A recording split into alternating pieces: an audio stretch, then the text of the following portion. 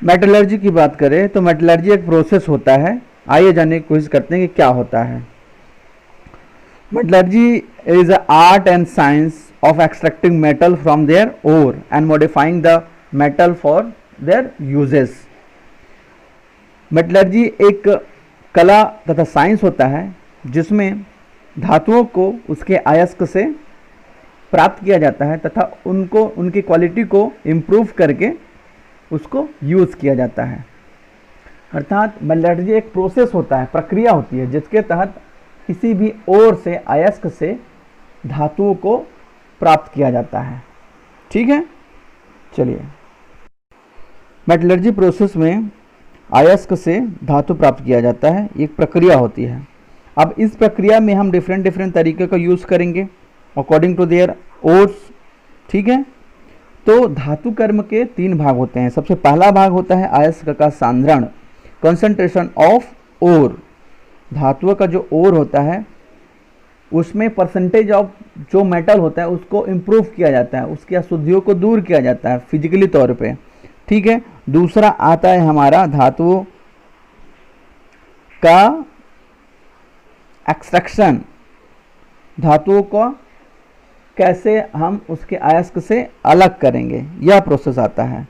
ठीक है, और तीसरा आता है धातु का शुद्धिकरण, प्यूरिफिकेशन ऑफ मेटल। ठीक है, तो हम धातु कर्म को, मेटलर्जी को इन्हीं 3 प्रोसेस के माध्यम से जानने की कोशिश करेंगे कि कैसे एक ओर से अयस्क से धातुओं को अलग किया जाता है। 3 प्रोसेस होते हैं, अयस्क का सांद्रण, धातुओं का एक्सट्रैक्शन और तीसरा होता है प्यूरिफिकेशन ऑफ ओर। ठीक है, किसी भी अयस्क से हमको धातु का निष्कर्षण या फिर धातु प्राप्त करने के लिए हमको अलग अलग तरीके से गुजरना पड़ता है। इन तरीकों को हम ध्यान से देखने की कोशिश करते हैं कि कैसे कैसे प्रोसेस होता है। सबसे पहले अयस्क लेते हैं। अयस्क कहाँ से मिलता है हमें? खनिज से मिलता है। खनिज कहाँ मिलेगा हमको? खान पे मिलेगा। ठीक है, माइंस पे मिलेगा। अब माइंस का जो खनिज होगा उनका हम क्या करेंगे? सर्वप्रथम सांद्रण करेंगे। आगे प्रोसेस बताएंगे कि क्या क्या होता है सांद्रण के तरीके का भी डिस्कस करेंगे। सांद्रण करने के बाद अलग अलग 3 तरीके होते हैं सांद्रण के, जो कि अभी नेक्स्ट वीडियो में हम समझने की कोशिश करेंगे होता क्या है। सांद्रण कर लिए, उनमें परसेंटेज ऑफ जो मेटल है उसको बढ़ा लिए, देन उसके बाद निष्कर्षण करेंगे, एक्सट्रैक्शन करेंगे मेटल का। दूसरा प्रोसेस क्या होता है? एक्सट्रैक्शन का प्रोसेस। एक्सट्रैक्शन में हम वो जो ओर है उससे मेटल को अलग करेंगे। ठीक है, अब देखो जो मेटल होता है वो अलग अलग टाइप के होते हैं। वो जो धातु होती है उसकी एक्टिविटी सीरीज अलग अलग होती है, तो उनके हिसाब से हम अलग अलग तरीके से ओर से मेटल को एक्सट्रैक्ट करेंगे। हम जानते हैं कि कुछ धातुएं क्या होती है? ज़्यादा सक्रिय होती हैं, कुछ धातुएं क्या होती है? मॉडरेट होती है, और कुछ धातुएं क्या होती है? बहुत ही कम सक्रिय होती हैं। तो इनकी सक्रियता के हिसाब से हम 3 अलग अलग श्रेणी बना लेते हैं, उसके हिसाब से हम उसको अलग करेंगे।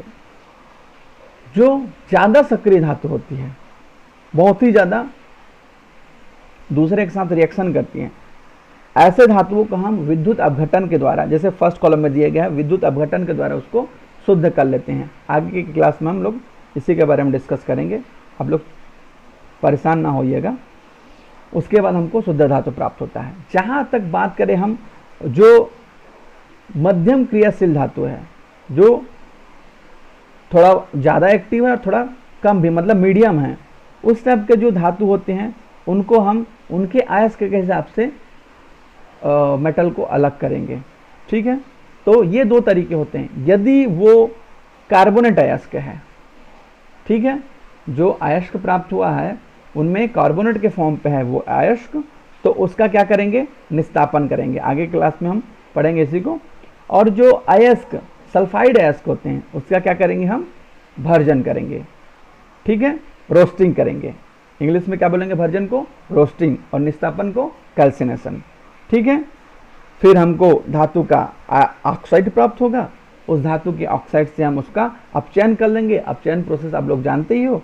देन उसके बाद उसका शोधन कर लेंगे लास्ट में। ठीक है, लास्ट प्रोसेस होता है शोधन। ठीक है। बात करें हम तीसरे कॉलम की, जो निम्न क्रियाशील धातुएं हैं। जो निम्न क्रियाशील धातु हैं, यदि उसमें सल्फाइड अयस्क होंगे तो उसका क्या करेंगे, हम भर्जन करेंगे, मतलब रोस्टिंग करेंगे। ठीक है, रोस्टिंग के बाद जो धातु प्राप्त होगा उसको प्यूरिफिकेशन करेंगे। इस प्रकार हम देख सकते हैं कि कोई भी अयस्क होता है उसका सबसे पहले क्या करेंगे, हम सांद्रण करेंगे, कंसंट्रेशन ऑफ ओर। देन उसके बाद निष्कर्षण करेंगे, एक्सट्रैक्शन करेंगे।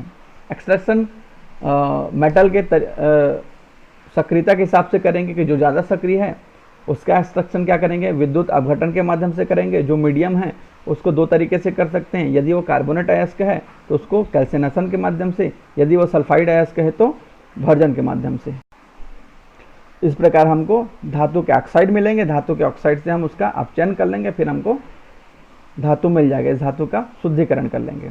जो निम्न क्रियाशील धातु है उनका क्या प्राप्त होगा, हमको सल्फाइड प्राप्त होगा। सल्फाइड प्राप्त होगा जैसे गोल्ड वगैरह हो गया, सिल्वर हो गया, इस टाइप के मेटल, उसको हम क्या कर लेंगे, रोस्टिंग कर लेंगे, उसका भर्जन कर लेंगे। भर्जन के बाद वो जो धातु प्राप्त होगा उसका हम शुद्धिकरण कर लेंगे। ठीक है, तो ये होता है एक अयस्क से धातु प्राप्त करने के तरीके। एक चार्ट में हमको, फ्लो चार्ट में हमको अच्छे तरीके से समझ में आ गया कि क्या क्या प्रोसेस होता है। इन्हीं प्रोसेस को हम डिस्कस करेंगे अभी के नेक्स्ट वाले वीडियो में। ठीक है।